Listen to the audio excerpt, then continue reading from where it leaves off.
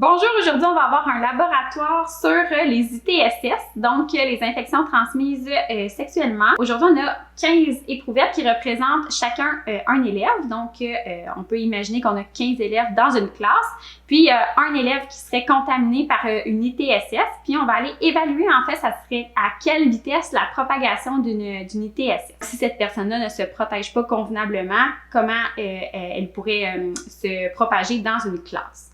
Alors, on a nos 15 éprouvettes. Il y en a une seule qui a l'ITSS, donc c'est pas une vraie ITSS, c'est un produit chimique, c'est plus pour l'illustrer. Je vais aller avec chacun des élèves mélanger leur éprouvette avec 4 autres élèves. Puis à la fin, on va pouvoir voir combien d'élèves sur nos 15 sont contaminés, alors qu'au départ, on en avait un seul. Donc, si je commence, par exemple, avec l'élève numéro 1, je pourrais dire que je vais le mélanger avec l'élève numéro 6. Donc, je viens mélanger le contenu de mes éprouvettes. Puis, je vais revenir en mettre la moitié à l'intérieur. À peu près. Puis, je vais faire ça là, avec 4 élèves. Donc, tiens, le 6, le 8.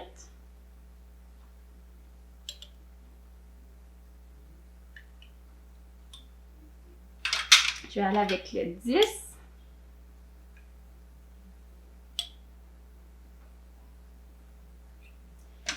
Et avec le 15.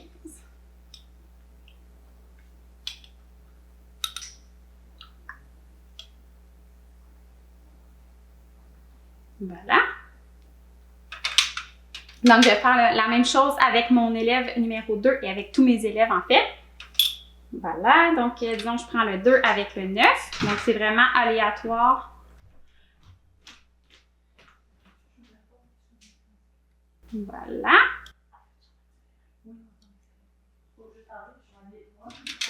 Ça. Donc avec le 10. Et avec le 14.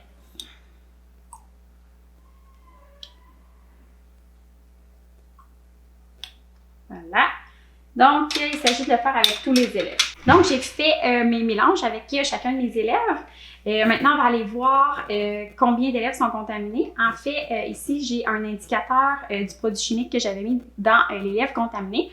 Alors, si la bandelette que je vais mettre dans les éprouvettes ne change pas de couleur, ça veut dire que l'élève n'est pas contaminé. Alors que si elle devient rose, l'élève est contaminé. Donc, on va aller voir ça ensemble. Donc, élève 1 serait contaminé. On va aller voir élève 2. Contaminé.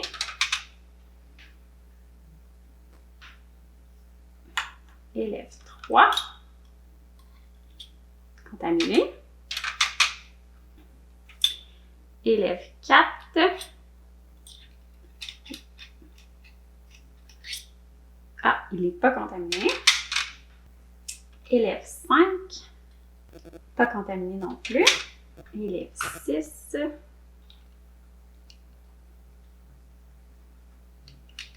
Pas contaminé non plus. Il a été immergé un peu. Élève 7. Pas contaminé. Élève 10. Lui a été contaminé.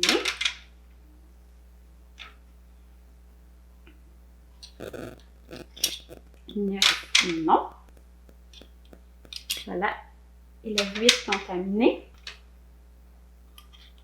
11, oui.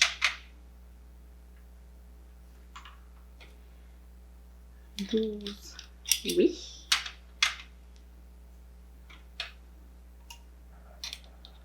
13, non. 14, oui. Et finalement, le 15.